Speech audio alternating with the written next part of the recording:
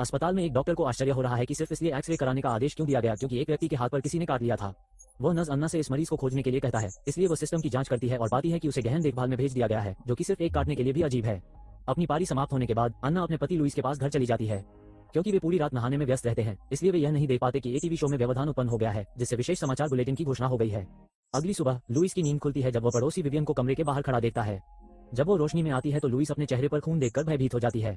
वो अन्ना को एम्बुलेंस बुलाने के लिए कहता है और लड़की की मदद करने के लिए उसके पास जाता है। तभी विवियन अचानक उसकी गर्दन पर काट लेता है।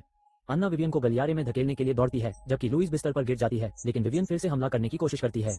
भयभीत अन्ना तुरंत दरवाजा बंद कर लेती है और अपने पति की जांच करती है तथा उनके घाव को तकिए के कवर से ढक देती है।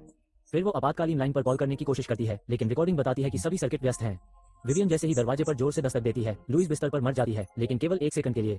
वो एक ज़ोंबी के रूप में जागता है और अन्ना पर हमला करता है। अन्ना उसे धक्का देकर गिरा देती है और कार की चाबियां छीन लेती है, इससे पहले कि वो फर्नीचर को इधर उधर फेंकना शुरू कर दे। अन्ना बाथरूम में छिपने के लिए भागती है, गलती से टब में गिर जाती है। इसके बाद वो खिड़की खोलने की कोशिश करती है, लेकिन वो अटक जाती है। उस समय घर में सन्नाटा छा जाता है, इसलिए वो दरवाजे के पास आती है और अपने पति का नाम पुकारती है।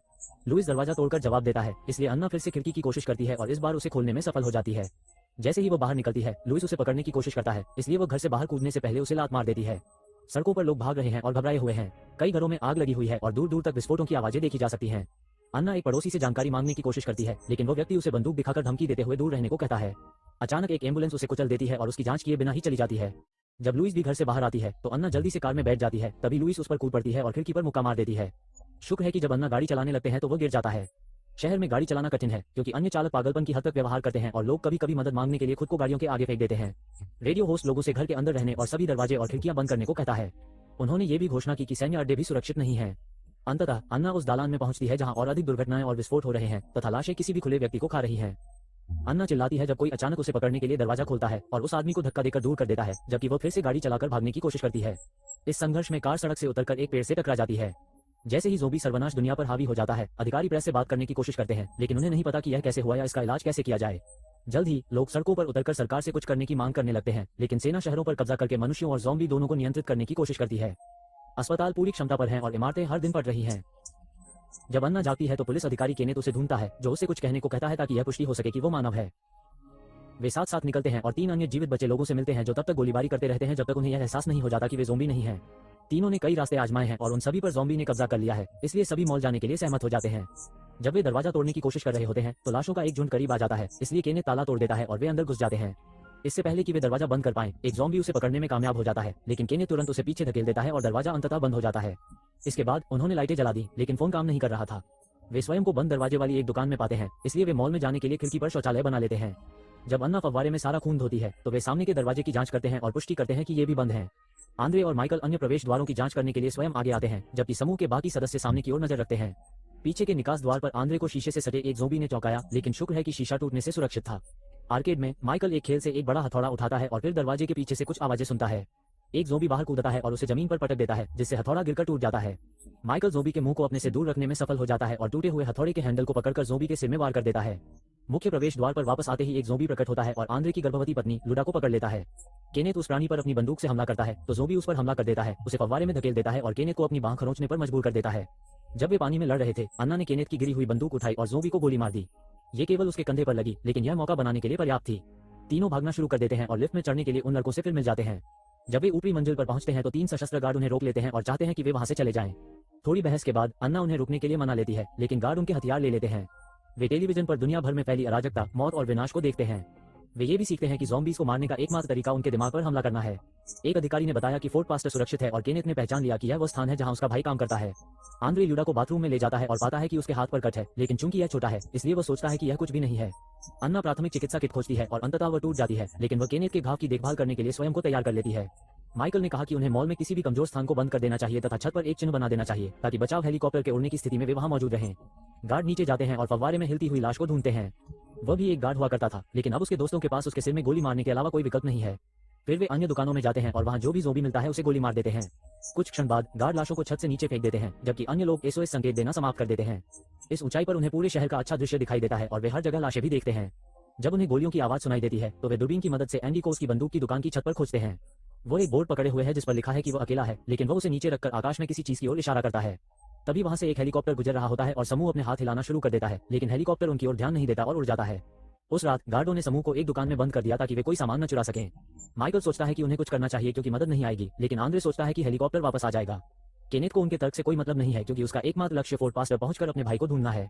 इस बीच गार्ड टीवी देख रहे थे और उन्होंने एक पादरी को यह कहते सुना कि ये लाशें मानवता के पापों के लिए ईश्वर द्वारा भेजी गई सजा है। अगली सुबह सभी को मॉल के स्वचालित टाइमर द्वारा जगाया जाता है जो सभी लाइटों और संगीत को चालू कर देता है। टीवी पर केवल स्थिर सिग्नल दिखाई दे रहा है, जिसका अर्थ है कि सिग्नल कम हो गया है। टेरी नियंत्रण इकाई की तलाश में जाता है और अन्ना उसे देख लेती है जो उसे दुकान खोलने के लिए मना लेती है ताकि उसका समूह शौचालय जा सके। टेरी नियंत्रण इकाई तक पहुंचता है और सुरक्षा कैमरों की जांच करने से पहले संगीत बंद कर देता है। तभी उसे पता चलता है कि मॉल में एक ट्रक आ रहा है। जब टेरी दूसरों को बताती है तो सभी लोग छत पर जाते हैं और चर्चा करते हैं कि क्या किया जाए। अन्ना का कहना है कि उन्हें सभी जीवित बचे लोगों का स्वागत करना चाहिए, लेकिन सीजे और बार्ट अजनबियों पर भरोसा नहीं करना चाहते। टेरी अपने दोस्तों से असहमत है, इसलिए माइकल और केनेथ अन्य दो गार्डों को मुक्का मारकर उन्हें निहत्था कर देते हैं। टेरी जब लोगों को मॉल के सेल की ओर ले जाता है तब अन्ना और लूडा ट्रक को पीछे के प्रवेश द्वार की ओर ले जाने के लिए एक संकेत बनाते हैं। हालांकि वाहन रिवर्स में चलने लगता है और इमारत से टकरा जाता है, इसलिए आंद्रे और माइकल को लाश से लड़ने के लिए बाहर जाना पड़ता है। मदद करने के लिए वे हर उस प्राणी पर गोली चलाते हैं जो उनके बहुत करीब आता है और उनमें से कई को मार देते हैं जब तक कि उनकी गोलियां खत्म नहीं हो जाती और उन्हें वापस अंदर भागना नहीं पड़ता। शुक्र है कि ट्रक पर सवार लोग सुरक्षित हैं। वे जानबूझकर वाहन को मॉल की ओर धकेलते हैं ताकि वे उस पर चढ़ सकें और बिना किसी को पता चले अंदर जा सकें। जब सभी लोग अंदर आ गए तो अन्ना ने घोषणा की कि वो उनकी चोटों की जांच करेगी, जिनमें एक बहुत बीमार महिला भी शामिल थी जिसे वे एक ठेले पर धकेल रहे थे। केनेथ ट्रक को फोर्ट पास ले जाना चाहता है, लेकिन स्टीव और नोमा बताते हैं कि वे वहीं से आए हैं और ट्रक पर भी ज़ॉम्बी ने कब्जा कर लिया है। निराश केनेथ छत पर जाता है जहां वो एंडी को जानकारी मांगते हुए देखता है। एक अन्य संकेत का प्रयोग करते हुए केनेथ उसे बताता है कि किला खत्म हो चुका है और कोई मदद नहीं आ रही है, और वो व्यंग्यात्मक ढंग से जवाब देता है, जिसे सुनकर केनेथ हंस पड़ता है। इस बीच अन्ना सभी की चोटों का इलाज कर रही हैं। हैरी बीमार महिला की जांच करता है जो अचानक मर जाती है। अन्ना ने उसकी नाड़ी जांचने के बाद इसकी पुष्टि की और उसे कंबल से ढक दिया, लेकिन महिला अचानक उठकर बैठ गई। जब समूह को पता चलता है कि वो एक ज़ॉम्बी बन गई है तो वे भागने लगते हैं और अन्ना एक फायर पोकर पकड़ लेती है, इसलिए जब महिला बहुत करीब आती है तो वो उसकी आंख में चाकू घोंप देती है। इस महिला को बदलते हुए देखकर और अपने पति को याद करते हुए अन्ना दूसरों को बताती है कि ज़ॉम्बी द्वारा काटे जाने से यह परिवर्तन शुरू होता है। फ्रैंक को काट लिया गया है और अन्ना उसे अलग रखना चाहती है, लेकिन माइकल का मानना है कि उसे बदलने से पहले ही उसे मार देना चाहिए और केनेथ सहमत हो जाता है। अन्ना फ्रैंक और उसकी बेटी को चेतावनी देने के लिए आगे दौड़ती है। निकोल दया की गुहार लगाती है, लेकिन उसकी विनती को नजरअंदाज कर दिया जाता है। उसे अलविदा कहने के लिए कुछ समय दिया जाता है। फिर फ्रैंक को एक बंद कमरे में ले जाया जाता है जहां केनेथ उसके सिर में गोली मारने से पहले अपने सिद्धांत की पुष्टि करने के लिए उसके मुड़ने का इंतजार करता है। दिन बीतने लगते हैं, इसलिए समूह खुद को मनोरंजन में व्यस्त रखने की कोशिश करता है। केनेथ एंडी के साथ शतरंज खेलता है जिसमें वो उनकी चालों को किनारों पर लिखता है। बार्ट और सीजे कोठरी में ताश खेलते हैं। अन्ना को माइकल, निकोल और टेरी बॉन्ड के साथ सितारों को देखते हुए फिल्में देखना पसंद है, और स्टीव जब छत पर गोल्फ नहीं खेल रहा होता है तो मोनिका के साथ गंदी हरकतें करता है। गेंद कभी कभी बाहर मौजूद ज़ॉम्बीज़ से टकरा जाती थी क्योंकि मॉल के प्रवेश द्वार पर जुटने वाली भीड़ हर दिन बढ़ती जा रही थी।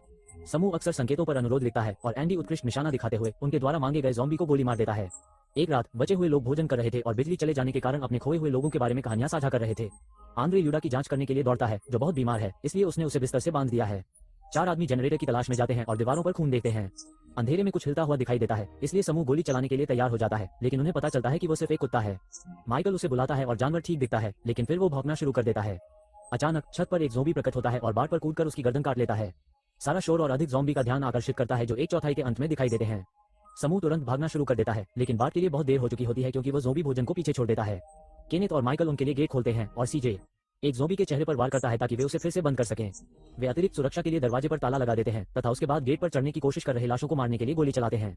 वहां ज्यादा गोलियां नहीं बची हैं और जब एक ज़ॉम्बी गिरता है तो वह अपने साथ गेट का एक हिस्सा भी गिरा देता है। माइकल को एक ईंधन पंप मिलता है, इसलिए वो सभी लाशों पर गैस डाल देता है और सीजे एक लाइटर फेंकता है जिससे एक बड़ा विस्फोट होता है और सभी प्राणी जलकर मर जाते हैं। आंद्रे के पास वापस आकर वो ल्यूडा को अंतिम सांस लेते हुए देखता है और उसे अलविदा कहता है। जब वो गर्भवती महिला के पेट की जांच करता है तो वह ये देखकर हैरान रह जाता है कि बच्चा अभी भी हिल रहा है।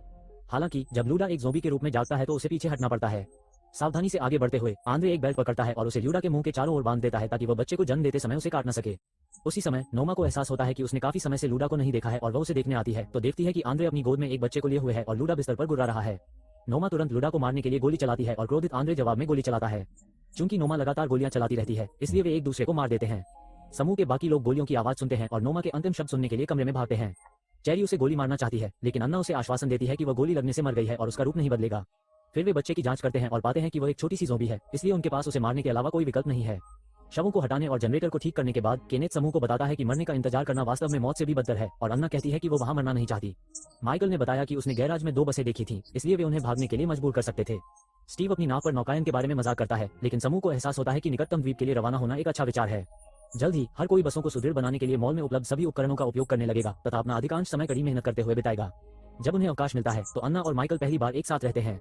वहां ज्यादा गोला बारूद नहीं बचा है, लेकिन वे एंडी को पकड़ने की योजना बना रहे हैं, इसलिए उसके पास अतिरिक्त बंदूकें होनी चाहिए। केनेत उसे संकेतों के माध्यम से योजना के बारे में बताता है और एंडी भूखा कहकर जवाब देता है, जिससे केनेत को पता चलता है कि उसने कितना वजन कम कर लिया है। समूह को बसों का काम पूरा करने के लिए अभी भी समय चाहिए, इसलिए उन्हें एंडी को भोजन भेजने का कोई रास्ता ढूंढना होगा, अन्यथा वो एस्केप दिवस तक नहीं पहुंच पाएगा। ये याद करते हुए कि हमले के दौरान कुत्ता ठीक था, उन्होंने उसे कुछ सामान और एक रेडियो के साथ बाहर भेजने का निर्णय लिया। उनके सिद्धांत की पुष्टि तब होती है जब कुत्ता बिना किसी हमले के लाशों के बीच भागता है। हालांकि जब एंडी कुत्ते का दरवाजा खोलता है तो लाश अंदर पहुंचने की कोशिश करती है। एंडी तुरंत उन्हें गोली मार देता है और पुनः दरवाजा बंद कर देता है, लेकिन जब वो रेडियो पकड़ता है तो वो समूह को बताता है कि उसे काट लिया गया है। निकोल घबरा जाती है और कुत्ते को बचाने के लिए ट्रक पर सवार होकर बंदूक की दुकान की ओर निकल पड़ती है। वो गाड़ी को दरवाजे के ठीक सामने पार्क करती है और इमारत के अंदर चली जाती है, जबकि ज़ॉम्बी गाड़ी पर चढ़ जाते हैं। समूह रेडियो पर निकोल द्वारा कुत्ते को बचाने की बात सुनता है, जबकि केनेत स्टोव की छत की जांच करता है, केवल ये पता लगाने के लिए कि एंडी पहले से ही एक ज़ॉम्बी है और उसके साइन पर केवल खून के धब्बे हैं। जब एंडी वापस अंदर जाता है तो निकोल को उससे बचने के लिए छिपना पड़ता है। कुछ लोग निकोल को बचाने का निर्णय लेते हैं क्योंकि यह उनके लिए और अधिक बंदूकें प्राप्त करने का एकमात्र अवसर है। वे स्टीव को दरवाजे पर गार्ड के रूप में छोड़कर सीवा में प्रवेश करते हैं। काफी दूर तक चलने के बाद वे सड़क के बीच में आ जाते हैं, जहां उन्हें लाशों को दूर रखने के लिए तुरंत गोलीबारी करनी पड़ती है। केनेत कई दुश्मनों को मारने में सफल हो जाता है, लेकिन इस प्रक्रिया में एक ज़ॉम्बी उसके हाथ से बंदूक खींच लेता है। वे लोग ट्रक में चढ़ जाते हैं और दूसरी ओर जाकर कुत्ते वाले दरवाजे से दुकान में प्रवेश करते हैं तथा लाश के उन तक पहुंचने से पहले ही उसे बंद कर देते हैं। इसके बाद वे जितनी बंदूकें उठा सकते थे उठा लेते हैं और फर्श पर पड़े खून के निशान का पीछा करते हैं, जब तक कि वे एंडी को दरवाजा पीटते हुए नहीं पाते। निकोल को बचाने के लिए केनेत अपने दोस्त के सिर में गोली मारने से पहले उससे माफी मांगता है। उन्हें वापस जाने के लिए एक अच्छी योजना की आवश्यकता है, इसलिए सीजे छत पर जाता है और एक ईंधन टैंक फेंकता है, जिसे वह विस्फोट करने के लिए गोली मारता है, जबकि लाश में आग लग जाती है। समूह ध्यान भटकाने के लिए सड़क पर दौड़ता है तथा किसी भी ऐसे प्राणी को गोली मारता है जो जल नहीं रहा हो, जब तक कि वे वापस सीवा में नहीं पहुंच जाते। कुछ ज़ॉम्बी टक्कर को धक्का देकर गड्ढे में गिरा देते हैं, जिससे उसका पैर टूट जाता है। सीजे दूसरों से आगे बढ़ने को कहता है, जबकि वह टक्कर की मदद करने के लिए वहीं रुकता है। जल्द ही लाशें भी सीवा में कूदने लगती हैं, इसलिए सीजे टक्कर को बंदूकें देने से पहले उनमें से कुछ को गोली मार देता है। इस तरह सीजे उसे जमीन पर घसीट सकता है, जबकि टक्कर आने वाले हमलावरों पर गोली चलाता है। दुर्भाग्यवश उनकी संख्या बहुत अधिक है और वे किसी भी तरह टक्कर तक पहुंच जाते हैं और उसे खाना शुरू कर देते हैं। टक्कर अपने दोस्त से ये सब बंद करने को कहता है, इसलिए सीजे उसके सिर में गोली मार देता है और दूसरों के साथ भाग जाता है। अंततः समूह मॉल के दरवाजे तक पहुंच जाता है, लेकिन स्टीव दरवाजा खोलने के लिए वहां नहीं होता। ज़ॉम्बी सीढ़ियां चढ़ने लगते हैं और लोग तब तक गोलियां चलाते रहते हैं जब तक कि अन्ना उन्हें अंदर आने नहीं देती। वे दरवाजा दोबारा बंद नहीं कर सकते क्योंकि ज़ॉम्बी उसे पकड़े हुए हैं, इसलिए टीम तभी भाग सकती है जब वे अन्य बचे हुए लोगों से फिर से मिल जाएं। समूह और कुत्ता लिफ्ट की ओर दौड़े और लाश के उन तक पहुंचने से पहले ही दरवाजे बंद कर दिए। वे गैराज में पहुंचते हैं और वहां स्टीव को पाकर उसका अपमान करते हैं। समूह दो भागों में बन जाता है और बसों पर चढ़ जाता है तथा अंततः गैराज के गेटों को तोड़कर मॉल से बाहर निकल जाता है। ज़ॉम्बीज़ तुरंत वाहनों को घेर लेते हैं, जिससे चलना मुश्किल हो जाता है। बचे हुए लोग खिड़कियों से गोलियां चलाते हैं और स्टीव कुछ ज़ॉम्बीज़ को मारने के लिए चेनसॉ का इस्तेमाल भी करता है, क्योंकि भीड़ अभी भी इतनी अधिक है कि उसमें से होकर गुजरना संभव नहीं है। सीजे एक और ईंधन टैंक फेंकता है और उसमें गोली चलाता है, जिससे एक नया विस्फोट होता है जो आसानी से रास्ता खोल देता है। बसें शहर में तेजी से चलती हैं, लेकिन उन्हें केवल कारें ही बाधा बनती हैं। केनेत एक बस पर लटके हुए एक ज़ॉम्बी को देखता है और उसे नीचे गिराने के लिए अचानक मुड़ता है, जिससे ग्लेन एक चेनसॉ के साथ मोनिका के ऊपर गिर जाता है। बस नियंत्रण खो देती है और एक बार से टकराकर पलट जाती है। जब दूसरी बस मदद के लिए वापस आती है तो स्टीव बंदूक उठा लेता है और केनेत की सहायता करने से इनकार कर देता है। वो अकेले ही बाहर आता है, तभी एक ज़ॉम्बी उस पर कूद पड़ता है। अन्य बचे हुए लोग उसके दोस्तों को लेने आते हैं और अन्ना ये जानकर हतप्रभ रह जाती है कि चेनसॉ ने मोनिका और ग्लेन दोनों को मार दिया है। जब वो पलटती है तो ज़ॉम्बी बना स्टीव उस पर हमला करने की कोशिश करता है, तो अन्ना उसके सिर में गोली मार देती है। टेरी बस के साथ आए ज़ॉम्बी को मार देता है और उसकी गोलियों से भीड़ का ध्यान आकर्षित होता है। कुछ समय के लिए गोलियां चलाने लगते हैं क्योंकि अन्ना स्टीव के शरीर से नाव की चाबियां निकालने में लगी हुई है। वो कुछ ज़ॉम्बीज़ पर भी गोली चलाती है और अपने दोस्त की मदद से वो बस तक पहुंच जाती है। माइकल उसे अंदर खींच लेता है और सीजे दरवाजे पर मौजूद जीवों को मार देता है ताकि वे अंततः उसे बंद कर सकें। बस पूरी गति से चलती है और गेट से होकर घाट तक पहुंचती है। वो लगभग पानी में गिर ही जाता है, लेकिन सौभाग्य से किनारे पर अटक जाता है। बचे हुए लोग तुरंत नावों की ओर दौड़ना शुरू कर देते हैं, जबकि ज़ॉम्बी भी उस क्षेत्र में पहुंच जाते हैं। दुर्भाग्यवश सीजे जल्द ही चारों ओर से घिर जाता है, इसलिए वो सभी दुश्मनों को गिराने के लिए अपने अंतिम ईंधन टैंक पर गोली चलाता है और इस प्रक्रिया में उसकी भी मृत्यु हो जाती है। समूह के बाकी लोग जाने के लिए तैयार हो जाते हैं, लेकिन माइकल घोषणा करता है कि वो उनके साथ शामिल नहीं हो सकता क्योंकि उसे काट लिया गया है। वो अन्ना को अलविदा कहता है और नाव को धक्का देता है ताकि जब उसके दोस्त सुरक्षित दूरी पर पहुंच जाए तो वो खुद को गोली मारकर खत्म कर ले। अंत में अन्ना, केनेत, निकोल, टेरी और कुत्ता बच जाते हैं। नौकायन करते समय उन्हें एक नाव मिलती है जिसके अंदर एक ज़ॉम्बी है और वे उसे तुरंत मार देते हैं। कई दिनों के बाद जब उनकी नाव का ईंधन खत्म हो जाता है और भोजन सड़ जाता है तो वे अंततः एक द्वीप पर पहुंचते हैं जहां उन्हें पता चलता है कि वह भी लाशों से भरा हुआ है। कृपया सदस्यता अवश्य लें तथा नोटिफिकेशंस चालू रखें ताकि आप इस तरह के और वीडियो देख सकें। देखने के लिए धन्यवाद।